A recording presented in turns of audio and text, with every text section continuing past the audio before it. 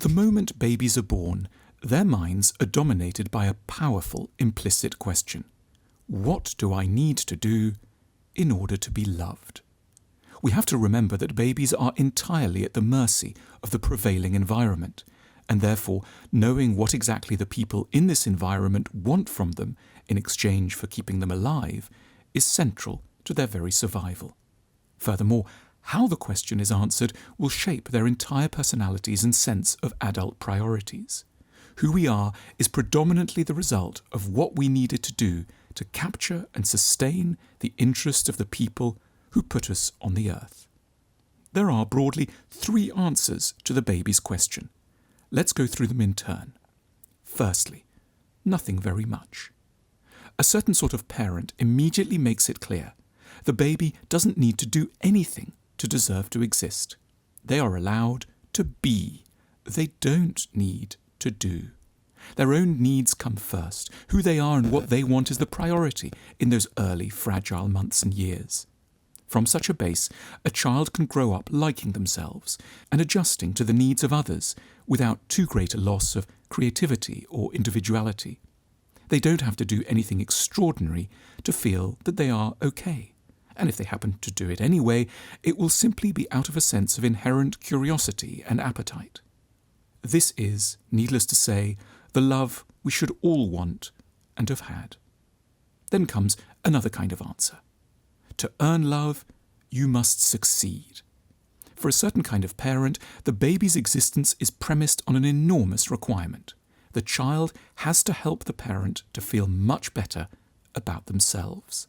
They have to help them to paper over their inadequacies, compromises and insecurities. For example, to ward off any risk that the parent might be thought stupid, the child has to demonstrate extreme intelligence. To compensate for the parent's lack of a stellar career, the child has to shine globally. To appease the parent's fear of ugliness, the child has to be blatantly pretty. To ward off fears of dullness and the pull of depression, the child needs to be a cheerful comic. The child is a compensatory object at the behest of the parent's disguised vulnerabilities. They are not allowed to be shy, hesitant, confused, quiet, or unimpressive to strangers, for all this would devastate and madden an already precariously balanced parent. From such an upbringing, the child will constantly be left wondering what they can do next to generate applause and acclaim. They will exhaust themselves in the pursuit of a love that should have been theirs from the first.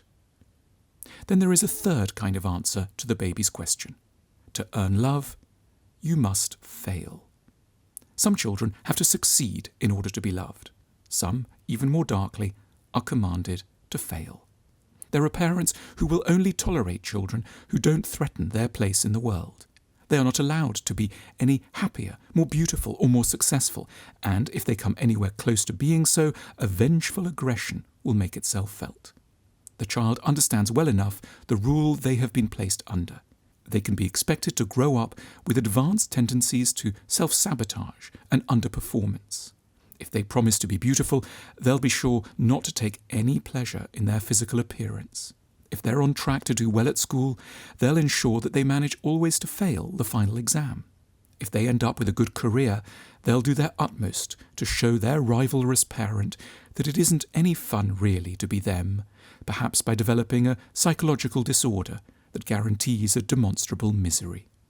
Sometimes, even more perplexingly, more than one message emanates from a single parent. The parent swings between wanting a child to shore them up and fearing that they are threatening them. The child will be under pressure both to succeed and to fail. There will be nowhere for the benighted soul to turn. What we can be sure is that anything other than the first message will leave us with a highly complex and unfortunate legacy. We need to be extremely compassionate towards ourselves and the babies we once were, who heard such a puzzling and devastating answer to that powerless, urgent first question. What do I need to do to be allowed to live?